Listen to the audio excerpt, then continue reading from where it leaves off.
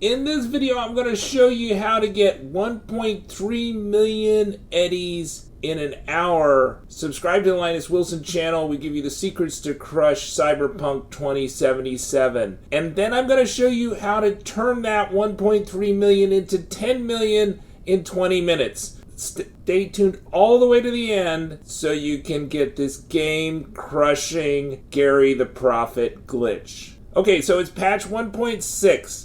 There's a lot of misinformation out there about the Gary the Prophet money glitch. Number one is that so many channels I have seen have said you can do this glitch in Act 1. That is totally untrue. I wasted hours trying to get Gary the Prophet to fight with the Aldecados and trigger his mission. Didn't happen. It will not happen until you complete the heist in Act 1 and you start Act 2. So while you can visit Gary the Prophet, who is located right next to Misty's Esoterica at the Bradbury Buran fast travel spot and Vic's Ripperdoc shop, you cannot get him to trigger this mission until Act 2. You can do all kinds of dialogues with him, you can go through all kinds of things, but he will not anger the Aldecados until Act 2. So that's the first thing. So if you're an Act 1 player, you cannot do this until you complete Act 1 and start Act 2. Number 2, you just want to basically say the nicest things you can think of for him. Now, to reset him, his dialogues, he's got about 4 or 5 different dialogues that you're going to respond to. You need to run to the couch with the 2 guys, and maybe a third woman who are Maelstrom gang members. You don't need to aggro them. Just run to their couch and then run back. So that's like the end of the street and then back, and that'll reset his dialogues. Once he starts talking about like Arasaka and the lizard overlords, he's not going to do any more dialogue. After you do a dialogue, you've got to reset him. So you have to run away and run back. What you're waiting for is you're waiting for him to annoy 2 dudes. Now, there's also a lot of misinformation about, do you have to give him money or not? I've tried it all different ways. You don't need to give him money. You can give him money. Why not? You're going to be filthy rich. Giving him 100's not going to matter. But, if you don't have the money, give him 1. Or, just don't say the worst line. I think you'll be okay. But I think you probably could say everything and it would still keep on going. But try to get on his good side. Try to say the most diplomatic thing. But don't obsess over the dialogue options. You can always save before you get to a dialogue option so you can go back to that earlier save. You do that manual save just in case, but I don't think it's not that picky. Just try to be on his good side, and of course when the Aldecados, the gang members, attack him, you stand up for him and then you beat him up, right? Or kill him. And then that's going to trigger what we want. So we're going to duplicate a $5,000 Eddie reward that's going to be on the body of one of these Maelstrom gang member ladies, or she's a corpo lady, I forget. And you're going to not loot her body, but you're going to pick her up and put her in the trunk of not the Maelstrom cars. That won't work. But there's going to be down the hill, there's going to be a old junk car, and you're going to put her in the trunk of that. And if you put her in the trunk of the junk car, not the Maelstrom cars, then you'll be able to duplicate that 5,000 eddies that's on her body every 10 seconds or less. I was able to get $1.3 million in cool hard cash in the game in just an hour of farming this. So what you want to do, after you kill everybody after the stakeout, right? You're going to talk to Johnny, you're going to kill everybody. Don't loot anybody. Find her. Do a save after you kill everybody. A manual save so you can go back to it if you mess it up. Pick her up. Put her body in the junk car, not the Maelstrom car. And the bag should be floating. And you can take all. It doesn't matter if you take the other stuff multiple times.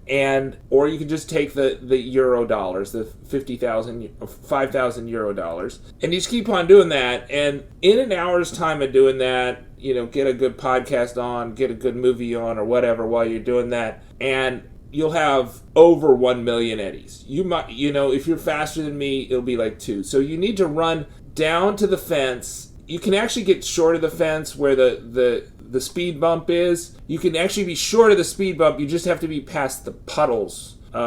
But you can find the minimum amount of running that you can do to do this, and you should definitely be able to get over 1 million in an hour. Now, once you have the 1 million in the hour, how do you turn that into, or the 1.3 million in an hour, how do you turn that into 10 million in 20 minutes? Well, what you want to do is, once you leave this place, you will never be able to get the 5,000 eddies again. So it's very important that you get as much cash as you want. Now, what is enough cash in Cyberpunk 2077? Well, it depends on how frugal you are, but if you buy everything, every possible thing from the Ripperdoc, every possible legendary item from a clothing vendor or legendary item from a gun vendor, I don't think you're going to spend, and you do tons and tons of crafting, etc. I don't think you're going to spend more than 2 million. It's possible. I'm sure some people could do it, but it's really hard. So if you were sitting on a stack of 2 million, I bought all the cars I could and all the apartments I could before I went to the Ripperdoc, and duplicated my 2 million to, or 1.3.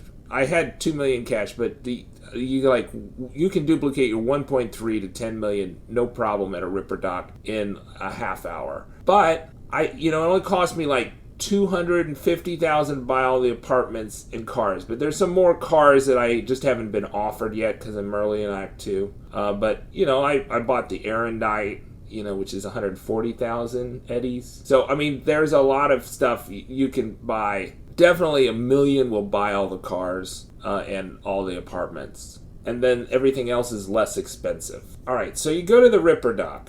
Why are we going to a Ripperdoc instead of a drop point? Because the Ripperdoc has really expensive stuff you can buy and stuff that you may possibly want to use at some point. So what you do is you buy all the mods that he has, the body mods, the chrome that he has, that you don't have, and then just re-equip the chrome that you like, right?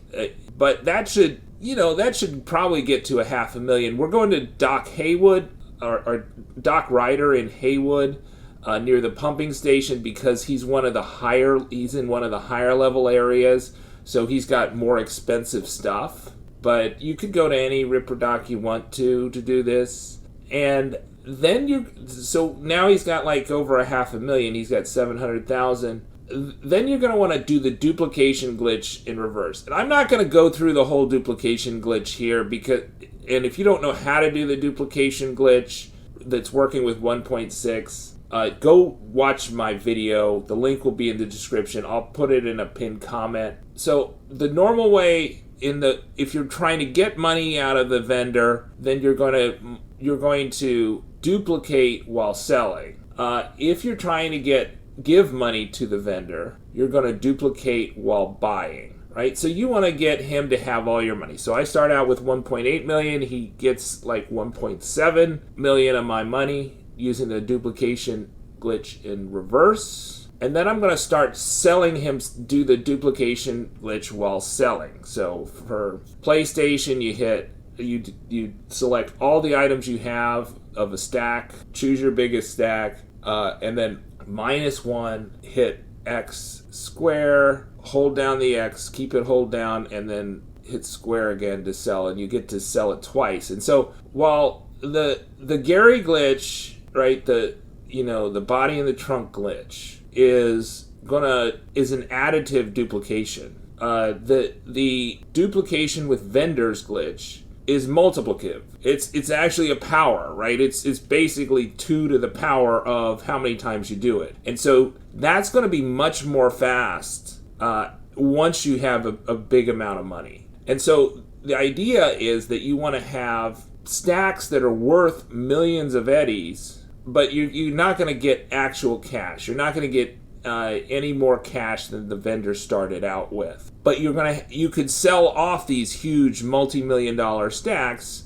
every time you go to a vendor, so that you can add to your cash position So you go from if you start out with 1.3 million eddies, you'll go up by like 20,000 per drop point that you visit. But you don't have to.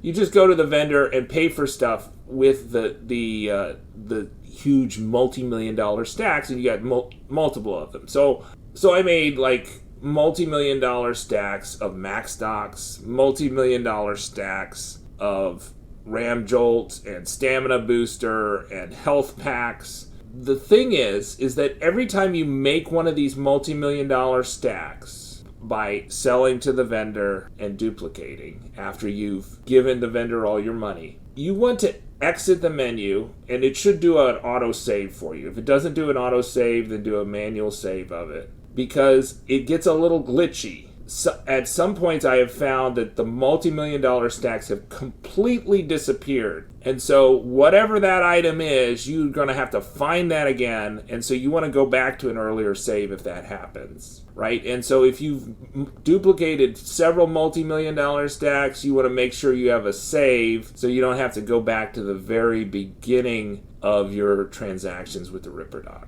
And that's it. And so, after 20 minutes of duplicating, I had over $10 million worth of items, 10 million eddies worth of items, and also 1.8 million in cash. And I owned all the cars and apartments already that I could buy. Subscribe to the Linus Wilson channel. We give you the secrets to crush Cyberpunk 2077. Like I said, if you don't understand the duplication at the end, definitely check out my video. It's totally worth it. It's going to make your playthrough so much easier. You're not going to have any problems with having enough max stocks, having enough crafting supplies, having enough grenades. You're going to, all those things have no weight, and you're going to have tons of it. Just tons of it. And you'll never need to worry about buying that stuff again. And you'll be totally rich that you can buy anything possible. V can buy anything possible in the game. Okay, one more warning about the glitching out of the glitch, right? So when do you know that the vendors had it and you can't duplicate anymore? If you find that when you try to reduce the number of items from the max -1, right? So that you're using the D-pad and you go like on console and you'd say, oh, I'm up to the max, and then left to the -1, and it won't go -1.